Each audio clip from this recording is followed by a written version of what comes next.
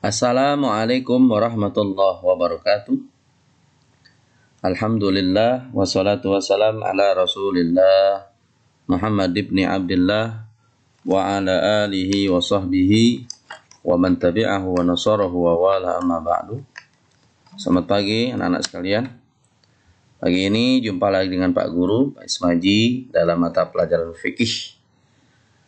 Minggu yang lalu, ya, Pak Ismail sudah sampaikan tentang bab 3 sholat berjamaah dan kalian diharapkan bisa baca materinya. Ya.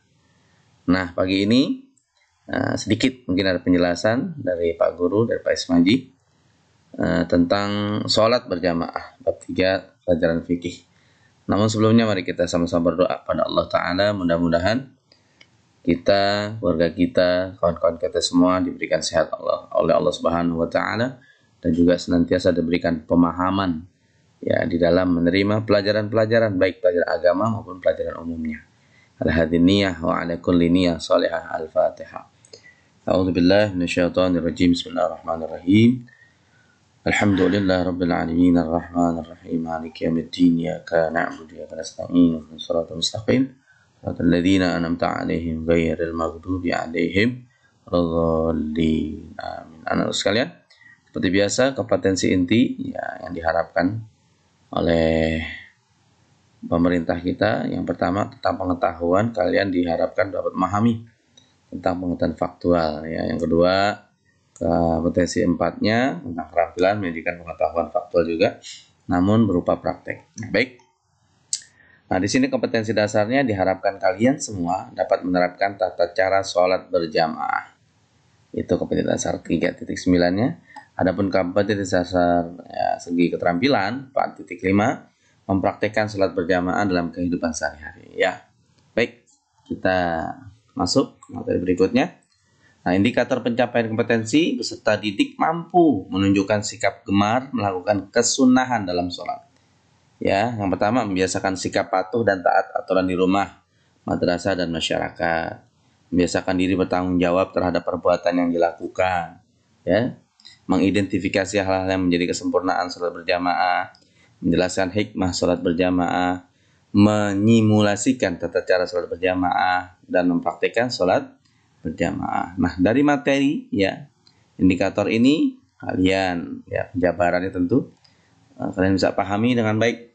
Ya, di sini sikap patuh taat aturan di rumah, madrasah dan masyarakat berdasarkan aturan Allah Subhanahu wa Ta'ala. Ya, lalu bertanggung jawab setiap perbuatan yang dilakukan. Kalau kalian bicara apa, ngomong apa, harus tanggung jawab. Ya, jangan lari daripada tanggung jawab.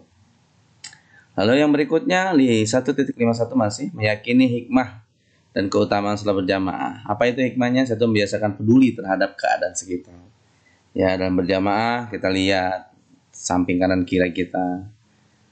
Udah baik, apa bagaimana? Kalau baik kita contoh baiknya. Ya. Lalu yang kedua, menunjukkan rasa toleransi terhadap keluarga, teman, dan guru. Ya. Lalu menjelaskan ketentuan sholat berjamaah, menjelaskan tata cara sholat berjamaah, menjelaskan keutamaan sholat berjamaah, serta menjelaskan hikmah daripada sholat berjamaah. Nah, anak sekalian, ya, ini indikator pencapaian kompetensi ya yang kamu harus bisa capai. Baik. Kita beranjak ke berikutnya, ada peta kompetensi. Ya, di sana ada sikap sosial, spiritual, pengetahuan, keterampilan dan lainnya. Mukadimah yaitu pembukaan, pekerjaan yang berat jika dilakukan bersama-sama akan menjadi ringan. Hasilnya pekerjaan juga akan lebih bagus. Nah, jadi pekerjaan dikerjakan lebih ringan dan juga lebih bagus. Karena jika ada yang tidak bisa mengerjakan, teman yang lain akan bantu. Itulah daripada fungsi manfaat berjamaah.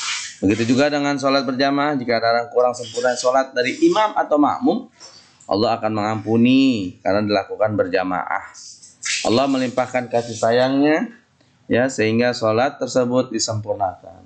Selain itu, Allah Subhanahu wa Ta'ala melipat gandakan pahala sholat berjamaah 27 derajat lebih tinggi daripada sholat sendirian.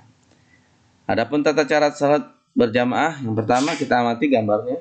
Ya, setelah itu lakukan diskusi dengan teman kalian. Nah, ini ada satu orang maju ke depan, maka disebut imam. Ya, Lalu sumber gambar dari al-khairat. Kita lihat di sini, ayo berdiskusi. Setelah kalian mengamati gambar, saatnya berdiskusi. Ya, Hilmi, Ihsan, Husna, Aulia, siswa kelas 2 Madrasah Ibtidaiyah. Ya, mereka belajar mulai pukul 7 pagi.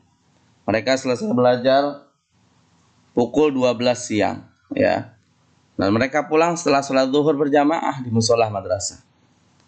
Hati mereka sangat senang ngikutin sholat berjamaah.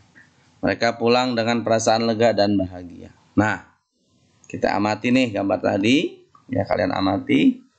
Nah, ini ada pertanyaan nih. Apa saja yang dilakukan sebelum sholat berjamaah? Tuh, isi nanti di sini. Bagaimana sebaiknya sikap anak-anak setelah dengar iqamah? Terus siapa yang boleh menjadi imam? Bagaimana sikap kalian ketika mengikuti sholat berjamaah? Bagaimana perasaan kalian setelah sholat berjamaah? Ini adalah indikator-indikator yang kalian bisa isi, ya. Baik. Lalu selanjutnya sekarang kita akan mempelajari tata cara sholat berjamaah. Setelah tahu tata caranya, akan kita simulasi sholat berjamaah. Ya. Yang pertama, jika sudah masuk waktu sholat, segera siap-siap pergi ke musola atau masjid. Salah satu kemudian mengumandangkan adzan. Lalu bila imam sudah datang dan siap, kumandangkan iqamah. Jamaah berbaris dengan rapat dan lurus. Nah, contohnya ini. Nah, ada gambarnya tuh. Yang hijau itu adalah gambar imam. Gambar 1 atau titik bulat orange ini adalah makmum. Kalau sendirian ada di kanan. Lalu datang makmum yang kedua, dia ada di sebelah kiri imam. Terus seterusnya seperti itu. Ya. Sampai kalian jumlah makmumnya banyak. Tak terima. Nah, seperti itu.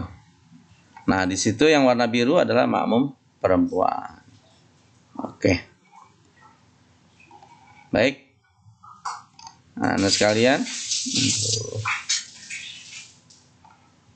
sekalian, imam yang kedua udah kita lihat di sini, ya imam sudah datang dan siap berkumandangkan azan. Yang ketiga yaitu imam melafalkan niat menjadi imam. Apa lafal niatnya? Usolli fardhu zuhri arba'a raka'atin mustaqbilal kiblati adaan imaman lillahi ta'ala. Jadi seperti yang disampaikan kemarin-kemarin, kalau misalkan mau jadi imam juga kita atau kalian tuh ucapnya cuman qasad ta'yin ta'arud. Usolli fardhu zuhri imaman. Itu cukup ya, biar masuk ke hati. Nah, jadi kalaupun pakai mustaqbilal kiblat atau arba'a rakaat itu agak lama, ya seperti itu. Jadi dicari yang lebih ringkas, Yang keempat, kemudian baca doa iftitah, surat Al-Fatihah dan surat pendek. Dalam salat maghrib, isya dan subuh, imam baca surat Fatihah dan surat atau ayat pada rakaat pertama dan kedua dengan suara yang keras, jahar. Pada salat zuhur dan asar, imam baca Fatihah dengan suara lirih, pelan, hanya sekedar ini. Nah, pada saat imam baca surat Al-Fatihah, makmum mendengarkan bacaan imam. Setelah imam selesai baca Fatihah, imam diam sejenak, kemudian baca surah ayat Quran. Nah, ketika imam diam, makmum baca Al-Fatihah. Setelah selesai baca Fatihah dan surat, imam rukuk dan diikuti makmum. Imam bangun dari rukuk sambil membaca Sami'allahu liman hamidah, makmum mengikuti sambil membaca Rabbana lakal hamdu. Setelah berdiri tegak, imam dan makmum melanjutkan membaca. Yaitu apa lanjutannya? Mil'us samawati wa mil'ul ardi wa mil'u ma syi'ta min syai'in ba'du. Itu adalah lanjutan daripada Rabbana lakal hamdu. Lanjutnya imam sujud dengan tumakninah diikuti oleh makmum. Imam bangun dari sujud kemudian duduk. Begitu juga dengan makmum. Imam sujud yang kedua diikuti makmum. Imam bangun dari sujud kemudian berdiri, makmum mengikuti imam. Setelah tegak berdiri membaca Fatihah lagi seperti rakaat pertama. Begitu seterusnya sampai selesai. Nah, saat salat zuhur, asar, maghrib, isya pada rakaat kedua disunahkan baca tasyahud awal. Setelah rakaat kedua imam lupa, ya tidak tasyahud awal, makmum laki-laki mengingatkan dengan baca tasbih. Kalau imam lupa, makmum perempuan mengingatkan dengan menepuk tangan, ya, punggung tangan. yaitu mempertemukan telapak tangan yang satu dengan punggung telapak tangan yang lain, ya. Begitu juga makmum mengingatkan imam ketika lupa atau keliru dalam rakaat, bacaan atau gerakan sholat. Nah, yang ke-13, jika ada makmum yang terlambat, dia wajib mengikuti imam. Makmum masih mendapatkan rakaat imam jika ia datang. Imam dalam posisi ruku', makmum kemudian berniat dan takbiratul ihram, kemudian mengikuti rukuknya imam. Setelah salam menambah rakaat yang tertinggal. Ya, ini perlu penjelasan. Ya, ini sekedar ringkasan aja yang Pak Ismail sampaikan. Nah, oleh karenanya, nanti kalian di rumah, ya, kamu buka pelajari. Nah, ini kamu isi. Ya, yang kotak kosong nih, kamu isi. Yang pertama, apa saja yang dilakukan sebelum sholat berjamaah? Nah, bagaimana sebaiknya sikap anak-anak setelah menunaikan iqamah sampai yang terakhir, bagaimana perasaan kalian setelah sholat berjamaah? Ini kalian isi di selembar kertas, kemudian kalian foto. Kirim ke e-learning KI 3. Mungkin ini ya yang bisa disampaikan Pak Ismail. Ingat, jaga 3M.